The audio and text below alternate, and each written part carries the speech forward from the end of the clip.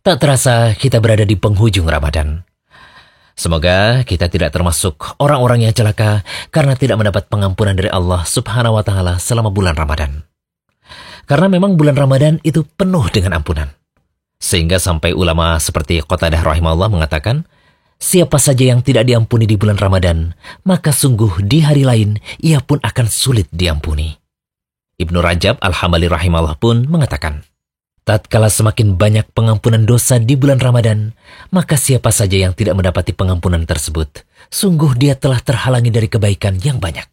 Oleh karena itu, hendaknya kita memohon dengan sungguh-sungguh kepada Allah Ta'ala agar Allah menerima amal kebaikan kita di bulan Ramadan, mengabulkan segala doa dan permohonan ampunan kita kepadanya, sebagaimana sebelum datangnya bulan Ramadan, kita berdoa kepadanya agar Allah Ta'ala mempertemukan kita dengan bulan Ramadan dalam keadaan hati kita dipenuhi dengan keimanan dan pengharapan akan ridhonya. Lalu muncul pertanyaan besar. Apa yang tertinggal dalam diri kita setelah Ramadan berlalu? Bekas-bekas kebaikan apa yang terlihat pada diri kita setelah keluar dari madrasah bulan puasa? Apakah bekas-bekas itu hilang seiring dengan berlalunya bulan Ramadan? Apakah amal-amal kebaikan yang terbiasa kita kerjakan di bulan itu pudar setelah bulan puasa berakhir? Sehingga seorang mukmin sudah sepatutnya terus meminta pada Allah keistiqomahan. Itulah yang kita pinta dalam sholat minimal 17 kali dalam sehari lewat doa ihdinas siratal mustaqim. Tunjukkanlah kepada kami jalan yang lurus. Untuk itu, perlu kiranya kami bahas kiat-kiat istiqomah setelah bulan Ramadan agar kita bisa terus melakukan amal soleh sebagaimana semangat kita beramal di bulan Ramadan kemarin. Pertama, selalu berdoa pada Allah karena istiqomah itu hidayah darinya. Ummu Salamah pernah bertanya pada Rasulullah SAW, wahai Rasulullah, kenapa engkau lebih sering berdoa dengan doa, ya muqallibal qulub, tsabbit qalbi ala dinik? Wahai zat yang maha membolak-balikan hati, teguhkanlah hatiku di atas agamamu. Nabi SAW menjawab, wahai Ummu Salamah, yang namanya hati manusia selalu berada di antara jari jemari Allah. Siapa saja yang Allah kehendaki, maka Allah akan berikan keteguhan dalam iman. Namun siapa saja yang dikehendaki, Allah pun bisa menyesatkannya. Setelah itu, Mu'adz bin Mu'adz yang meriwayatkan hadis ini membacakan ayat ke-8 surah Ali Imran yang artinya, ya Tuhan kami, janganlah engkau jadikan hati kami condong kepada kesesatan sesudah engkau beri petunjuk pada kami. Hadis riwayat Tirmidzi dan Ahmad. Tirmidzi dan Al-Hafidz Abu Thahir mengatakan bahwa hadis ini hasan. Kedua, berusaha menjaga keikhlasan dalam beribadah. Amalan yang dilakukan ikhlas karena Allah itulah yang diperintahkan. Sebagaimana disebutkan dalam ayat yang artinya, padahal mereka tidak disuruh kecuali supaya menyembah Allah dengan memurnikan ketaatan kepadanya dalam menjalankan agama dengan lurus. Dan supaya mereka mendirikan sholat dan menunaikan zakat. Dan yang demikian itulah agama yang lurus. Quran Surah Al-Bayyinah ayat 5. Ketiga, rutin beramal walau sedikit.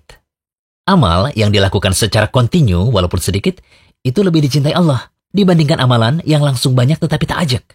Maksudnya, seseorang dituntut untuk konsekuen dalam menjalankan syariat atau dalam beramal dan tidak putus di tengah jalan. Karena konsekuen dalam beramal lebih dicintai oleh Allah daripada amalan yang hanya sesekali dilakukan.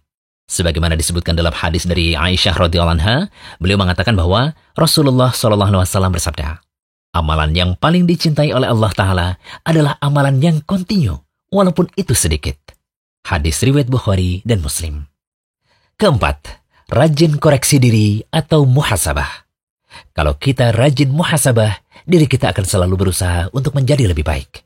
Bahkan Allah Ta'ala pun memerintahkan kita supaya rajin bermuhasabah atau introspeksi diri. Hal ini sebagaimana ayat ke-18 dalam surat Al-Hasyr yang artinya, hai orang-orang yang beriman, bertakwalah kepada Allah, dan hendaklah setiap diri memperhatikan apa yang telah diperbuatnya untuk hari esok atau akhirat, dan bertakwalah kepada Allah. Sesungguhnya Allah maha mengetahui apa yang kamu kerjakan. Quran Surat Al-Hasyr ayat 18. Ibnu Katsir rahimahullah berkata, hisaplah atau koreksilah diri kalian sebelum kalian itu dihisap. Siapkanlah amalan soleh kalian sebelum berjumpa dengan hari kiamat di mana harus berhadapan dengan Allah. Diambil dari tafsir Al-Quran Al-Azim. Kiat terakhir untuk bisa terus istiqomah adalah memilih teman bergaul yang baik. Manfaat bergaul dengan teman yang baik, Kita akan terus termotivasi melakukan ketaatan bersamanya dan bisa saling beramar ma'ruf nahi mungkar. Sehingga kita bisa terus istiqomah untuk senantiasa melakukan amal soleh. Diriwayatkan dari Abu Musa radhiyallahu anhu, Nabi SAW bersabda, seseorang yang duduk atau berteman dengan orang soleh dan orang yang jelek bagikan berteman dengan pemilik minyak wangi dan pandai besi. Pemilik minyak wangi tidak akan merugikanmu. Engkau bisa membeli minyak wangi darinya atau minimal engkau mendapat baunya. Adapun berteman dengan pandai besi, jika engkau tidak mendapati badan atau pakaianmu hangus terbakar, minimal engkau mendapat baunya yang tidak enak. Hadis riwayat Bukhari. Akhirnya kita memohon kepada Allah Ta'ala agar senantiasa memberikan kita petunjuk dan taufik untuk tetap beramal soleh selepas Ramadan ini. Semoga amalan kita di bulan Ramadan seperti amalan sholat malam, tilawah Al-Quran, bersedekah dan lainnya diterima oleh Allah. Pun semoga kita diberi keistiqomahan serta diberi keistimewaan untuk bertemu dengan bulan Ramadan berikutnya. Amin. Jangan lupa kunjungi rumaiso.com. Update setiap hari, insya Allah.